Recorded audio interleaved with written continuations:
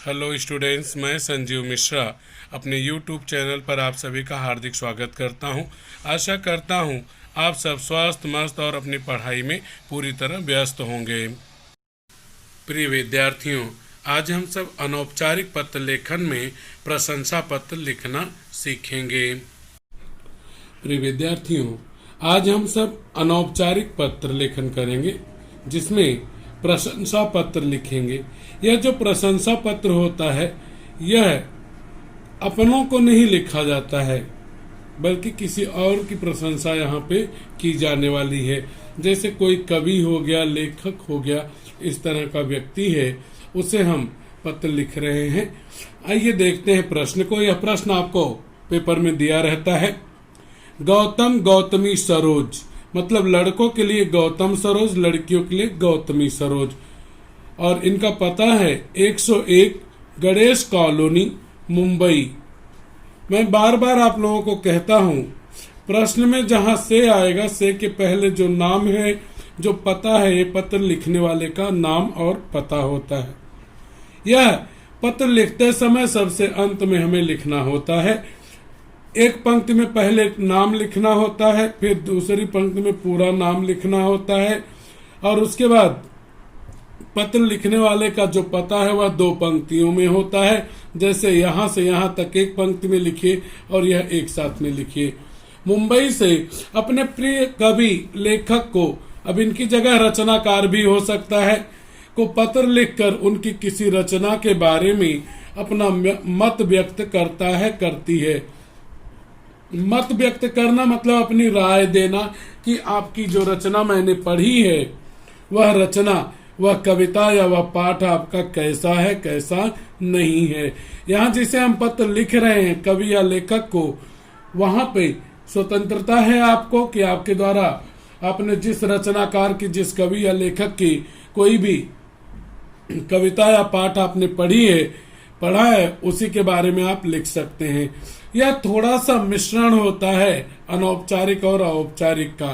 तो यहाँ पे पत्र जिसे लिख रहा है उसका नाम हमें नहीं मालूम है। यहाँ पे केवल इतना मालूम है कि कवि या लेखक हैं, तो यहाँ पर अपनी किताब के किसी कवि या लेखक का नाम लिखना होगा और उस पाठ में कौन कौन सी बातें कवि या लेखक ने बताई हैं, संक्षेप में उन बातों का वर्णन यहाँ पे करना होता है। दूसरी बात, आप यह भी जानते हैं कि अनौपचारिक पत्रों में कभी विषय नहीं लिखा जाता है। यह भी आप जानते हैं कि यह 2 ही पैराग्राफ का होता है। और यह भी आप जानते हैं कि यहाँ पे पत्र पाने वाले का पद नाम, पता या नाम पता लिखने की जरूरत नहीं होती है। तो आइए अनौपचारिक और औपचारिक के मिश्रित इस पत्र को हम लोग लिखते हैं। यह महत्वपूर्ण पत्र है। आशा है कि एग्जाम में आपको मिलेगा, तो पत्र समझ के लीजिएगा। यहाँ पे पत्र लिखने वाले हुए पत्र जिसे लिखा गया है वह है आपके द्वारा पढ़े गए किसी पाठ के कवि या लेखक को आप पत्र लिख रहे हैं। 9वीं में है या 8वीं में है या 10वीं में है, तो जो पाठ या कविता आपने पढ़ी है उसके कवि या लेखक को आप पत्र लिख रहे हैं कि वह पाठ कैसा है। कारण क्या है कि जो पाठ आपने पढ़ा है उस पाठ के बारे में आप अपनी राय दे रहे हैं कि वह पाठ कैसा है। आइए हम लोग शुरुआत करते हैं। तो प्रशंसा पत्र है यह। सबसे पहली चीज जो ध्यान में रखनी है कि मार्जिन से सटा के हमें पूरा पत्र लिखना है। जिस तारीख को आप पत्र लिख रहे हैं वह तारीख, जैसे मान लीजिए कि आज 27 तारीख है, तो मैंने लिख दिया 27 दिसंबर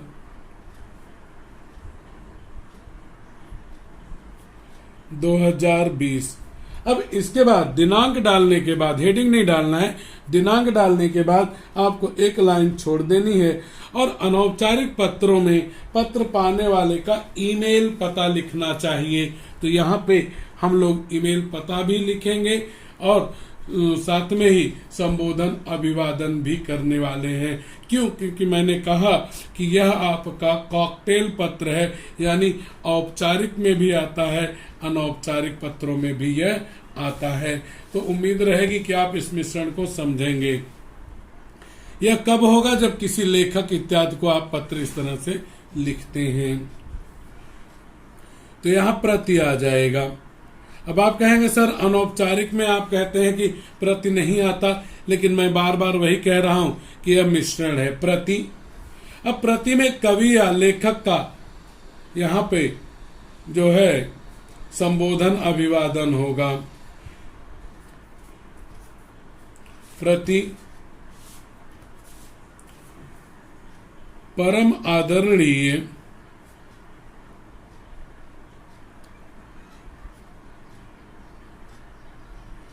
परम आदरणीय कौन? मान लिया मैं 10th क्लास के मेरी श्रीमती के जो कवि हैं डॉक्टर रमाकांत, उनको ले रहा हूं। डॉक्टर रमाकांत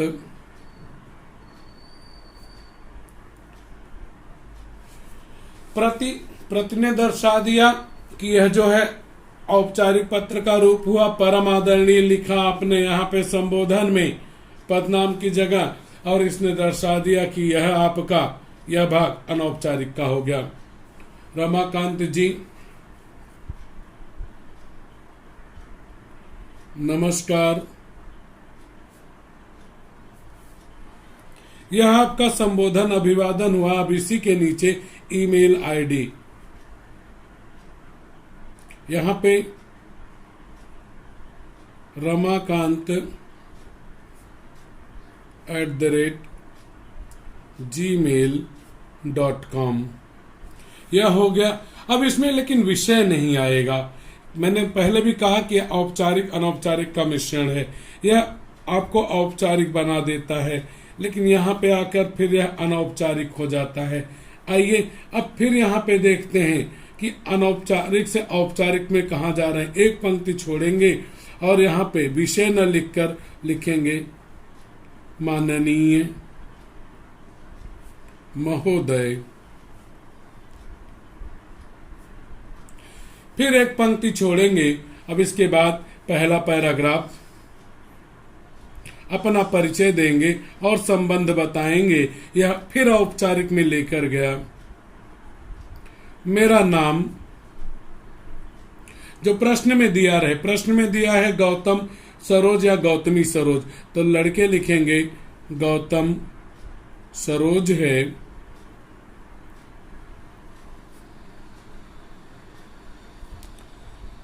मैं नीचे दिए गए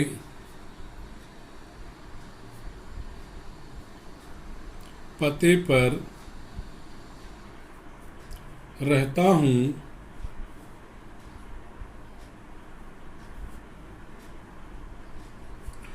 मैं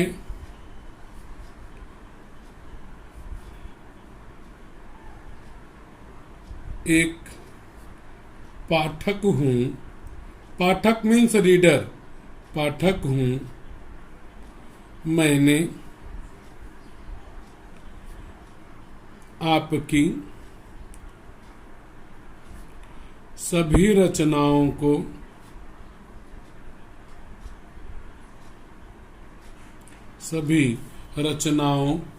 को पढ़ा है।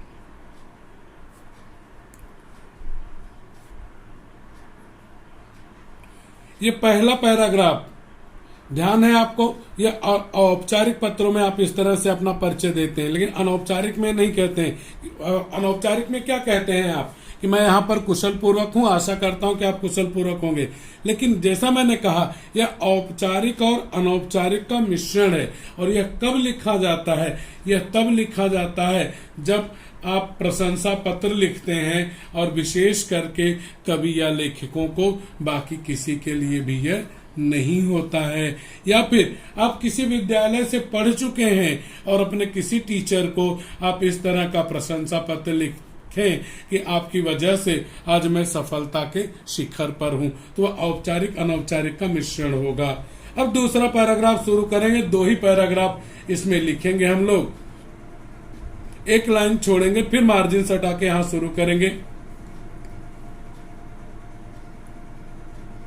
आपके द्वारा लिखी गई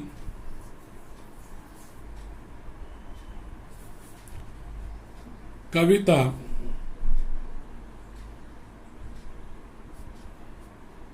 मेरी श्रीमती। आपको ध्यान होगा कक्षा 10वीं की चौथी कविता है, बहुत ही सुंदर है, जो आपको आपके गांव से जोड़ देती है। मेरी श्रीमती जो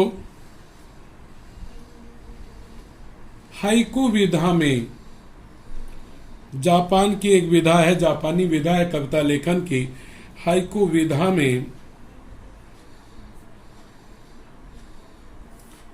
लिखी गई है।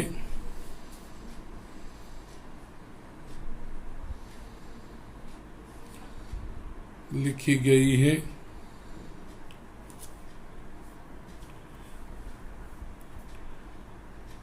उसे मैंने पढ़ी, उसे मैंने पढ़ी। अब पढ़ने के बाद क्या कुछ आपको लगा वह आपको लिखना है। कविता बहुत अच्छी लगी। नपे तुले शब्दों का प्रयोग कीजिए। बहुत अच्छी लगी। अब उस कविता में क्या क्या क्या कुछ आपको अच्छा लगा, अगले 7-8 पंक्तियों में आपको बताना है। इस कविता की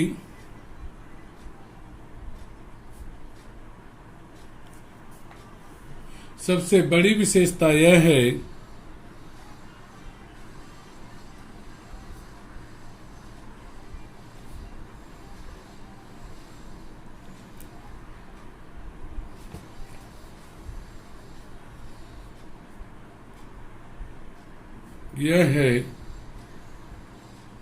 कि आपने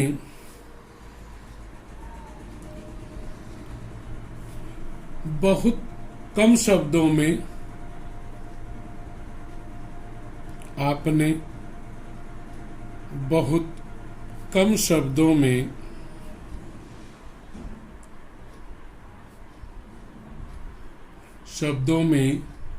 अलग अलग विषयों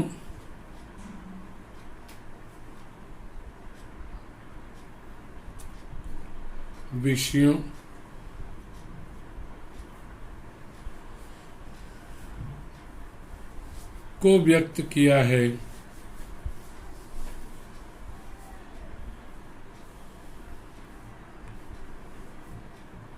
आपको पता होना चाहिए कि एक हाइकू 3 पंक्तियों की होती है।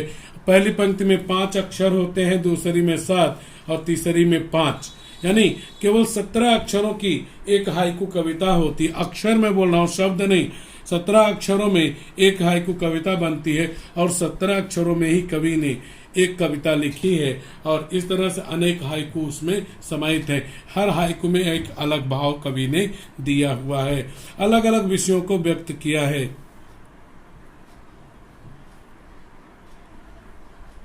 आपने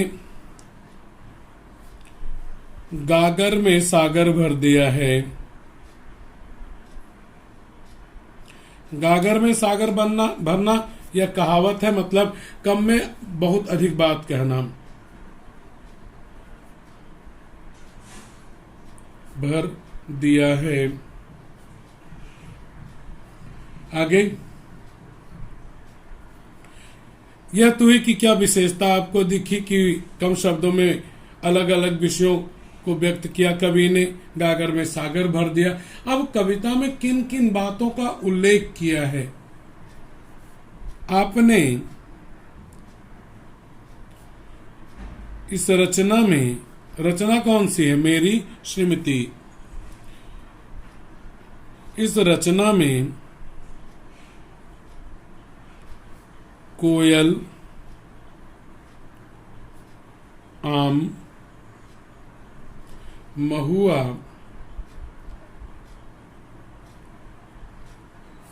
आप पढ़ेंगे तो आप लोगों को भी बहुत अच्छा लगेगा। झिंगुर, हवा, तारा, रात, मेहंदी, गांव, मंजरी, मंजरी,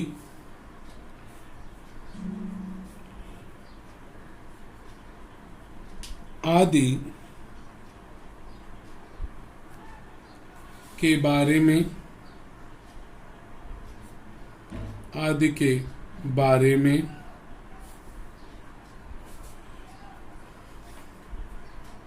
अपने विचार प्रकट किए हैं, विचार प्रकट किए हैं।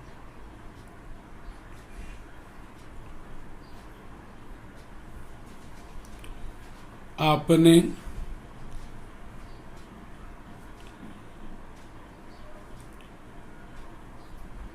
ऋतुओं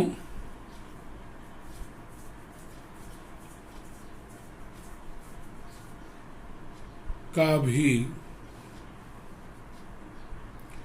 भी वर्णन इस कविता में किया है।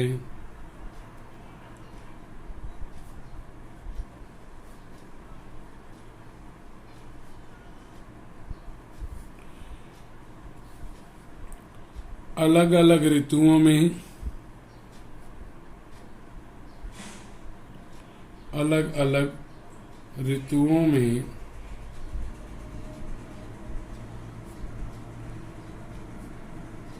प्रकृति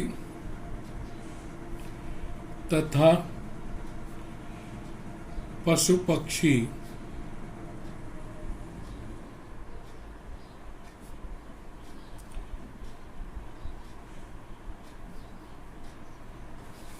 के क्रियाकलाप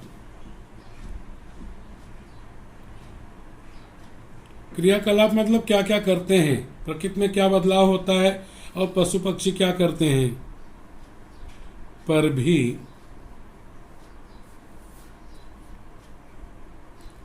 प्रकाश डाला है।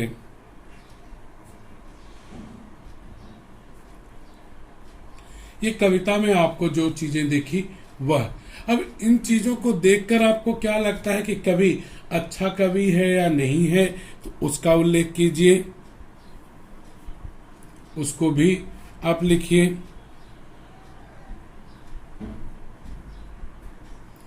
आप एक सामर्थ्यवान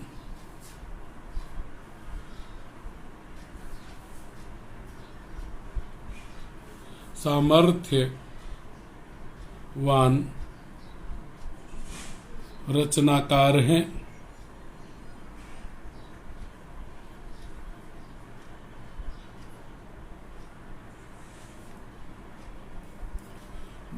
आगे अपने विचार भी लिखिए। मुझे कुछ एक लोग कहते हैं यहाँ से पैराग्राफ चेंज कर सकते हैं, मुझे लगता है कि ऐसा कोई जरूरी नहीं है, बाकी आपकी मर्जी। मुझे पूरा विश्वास है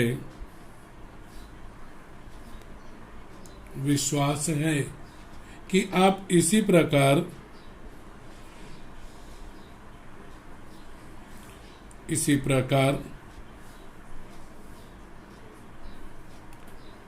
कविता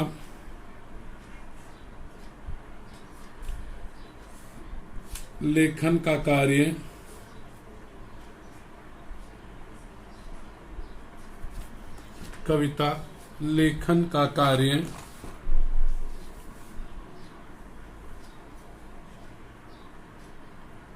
करते रहेंगे।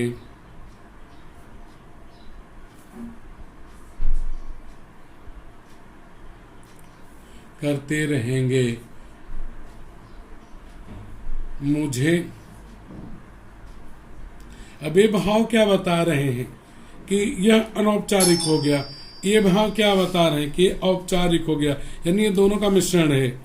मुझे आपकी अगली कविता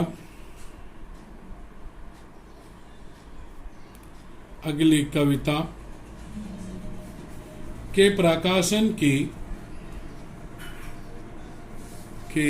प्रकाशन मतलब छपना, प्रकाशन का इंतजार रहेगा।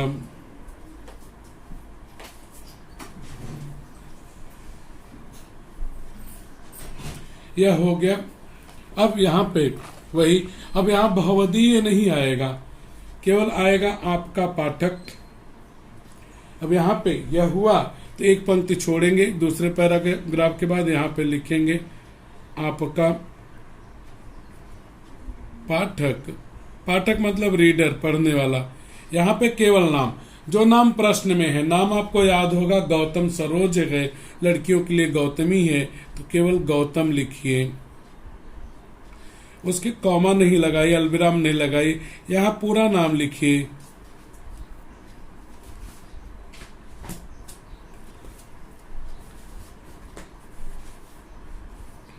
गौतम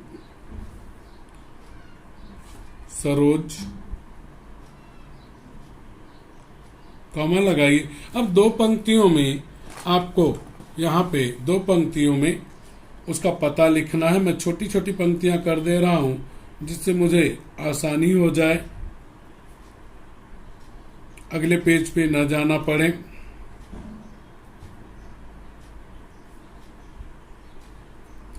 अब यहाँ दो पंक्तियों में मुझे लिख देना है उसका पता।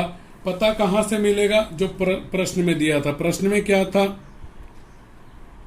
101 गणेश कॉलोनी,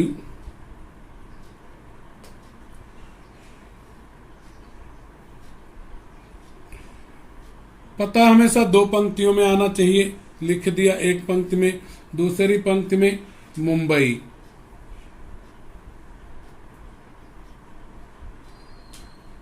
पूर्ण विराम लगा। इसी के नीचे मार्जिन से सटा के email ID gautam@gmail.com, GAUTAM gautam@gmail.com। यह हमारा जो है एक पत्र लेखन पूरा हो गया। तो इस तरह से हम इस पत्र को लिख सकते हैं, प्रशंसा पत्र को लिख सकते हैं और मार्क पा सकते हैं। कमेंट में जरूर लिखिएगा कि यह पत्र आपको कैसा लगा। अगर आपको कुछ संदेह है, कुछ पूछना है, तो कमेंट में आप पूछ सकते हैं। बच्चों, अगर आपको मेरा पढ़ाना अच्छा लगा तो वीडियो को लाइक कीजिए, चैनल को सब्सक्राइब कीजिए और वीडियो शेयर कीजिए तथा कमेंट बॉक्स में कमेंट कीजिए कि आपको मेरा पढ़ाना कैसा लगा।